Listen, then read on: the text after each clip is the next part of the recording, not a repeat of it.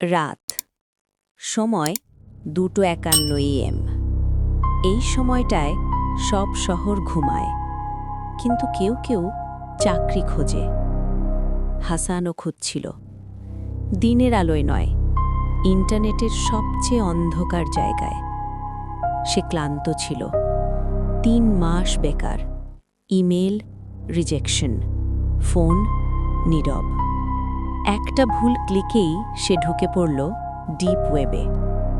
হঠাৎ একটা post, remote job available, no interview, payment weekly, crypto. নিচে লেখা, আমরা জানি না তুমি কে, জানতেও চাই না। হাসান হেসে ফেলেছিল, স্ক্যাম। কিন্তু কমেন্টগুলো তাকে থামিয়ে দিল। Payment received, still alive, best job ever. Still alive, এই কথাটা অপ্রয়োজনীয় ছিল। তবুও সে অ্যাপ্লাই করল। কোনো নাম লাগলো না, কোনো সিভি না, একটাই প্রশ্ন, তুমি কি নির্দেশ মানতে পারো? সে লিখল, ইয়েস। সাথে সাথেই রিপ্লাই, ওয়েলকাম ওয়ার্কার 611। প্রথম কাজ সহজ ছিল, কিছু করবে না, শুধু দেখবে।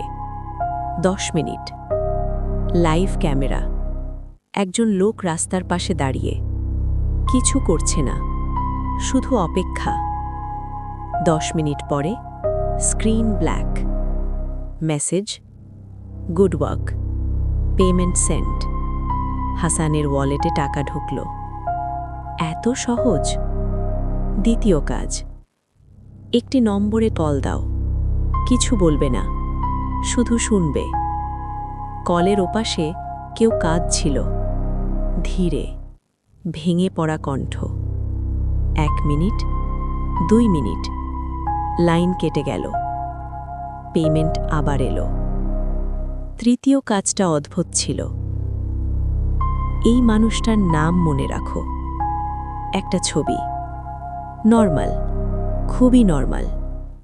পরদিন সকালে খবর, অজ্ঞাত পরিচয় ব্যক্তির আত্মহত্যা। ছবিটা একই। হাসান লিখল, আমি কিছু করিনি।